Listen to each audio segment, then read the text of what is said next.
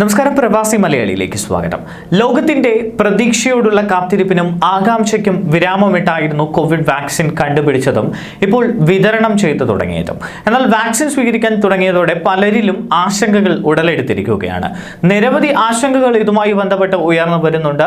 ഭക്ഷണത്തിൽ എന്തൊക്കെ മാറ്റങ്ങൾ വരുത്തേണ്ടതായി വരും, രണ്ടാമത്തെ ഡോസ് ഒഴിവാക്കിയാൽ വിപരീത ഫലം ഉണ്ടാകുമോ തുടങ്ങി നിരവധി സംശയങ്ങൾ ഉയരുന്നുണ്ട്. ആരോഗ്യ വിദഗ്ധരുടെ അഭിപ്രായങ്ങളേക്കാൾ സമൂഹ മാധ്യമങ്ങളിൽ പ്രചരിക്കുന്ന അശാസ്ത്രീയ വിവരങ്ങളാണ് പലരിലും എത്തുന്നത്. ഇതാകട്ടെ വളരെയധികം സംശയങ്ങൾ ഉയർത്തുകയും ചെയ്യുന്നുണ്ട്.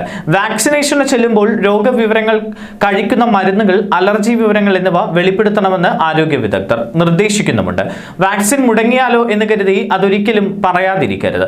രണ്ടാമത്തെ ഡോസ് കൃത്യസമയത്തു തന്നെ എടുക്കണം. എല്ലാ വാക്സിനുകളും ശാസ്ത്രീയമായി വികസിപ്പിച്ചതാണ്. ഇവയുടെ പ്രവർത്തന രീതിയിൽ വ്യത്യാസമുണ്ടാകാം. ഒരു വിധത്തിലുമുള്ള ആരോഗ്യ പ്രശ്നങ്ങൾക്ക് കാരണമാകില്ല എന്നാണ് രാജ്യാന്തര റിപ്പോർട്ടുകൾ സൂചിപ്പിക്കുന്നത്. വാക്സിൻ എടുത്തതിന്റെ ആദ്യ ദിവസങ്ങളിൽ ചിലർക്ക് നിസ്സാര ശാരീരിക അസ്വസ്ഥതകൾ ഉണ്ടായതായി റിപ്പോർട്ടുണ്ടെങ്കിലും ഭൂരിപക്ഷം പേർക്കും പ്രശ്നങ്ങളില്ല എന്ന് കണ്ടെത്തി. ചൈനയുടെ സിനോഫാം, യുഎസിന്റെ ഫൈസർ എന്നീ വാക്സിനുകളാണ് യുഎഇയിൽ ലഭ്യമാക്കിയിട്ടുള്ളത്. നിലവിൽ ദുബായിൽ മാത്രമാണ് ഫൈസർ വാക്സിൻ. വാക്സിൻ എടുത്താലും ആരോഗ്യ മാനദണ്ഡങ്ങളിൽ ഇളവില്ല. മാസ്ക് ധരിക്കുകയും അകലം പാലിക്കുകയും വേണമെന്ന കാര്യം ശ്രദ്ധേയമാണ്. വാക്സിൻ ഒഴിവാക്കേണ്ടവർ ആരൊക്കെയാണ് എന്ന് നോക്കാം.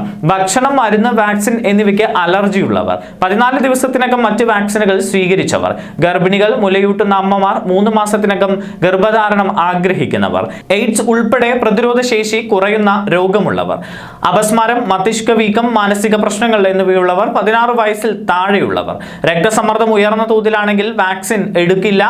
പ്രമേഹം, രക്തസമ്മർദ്ദം, ആസ്മ, തൈറോയ്ഡ് രോഗങ്ങൾ തുടങ്ങിയവയ്ക്ക് മരുന്ന് കഴിക്കുന്നവർക്ക് വാക്സിൻ സ്വീകരിക്കാമെന്ന് Karama Aster clinic internal medicine specialist doctor Sreekumar Sreedhar Menon കൂടിയ അളവിൽ മരുന്ന് കഴിക്കുന്നവരെങ്കിൽ വാക്സിനോട് അനുബന്ധിച്ച് കുറച്ച് ദിവസം ശ്രദ്ധിക്കണം. എല്ലാ കാര്യങ്ങളും ഡോക്ടറുടെ നിർദ്ദേശപ്രകാരം മാത്രമേ ചെയ്യാൻ കഴിയുകയുള്ളൂ.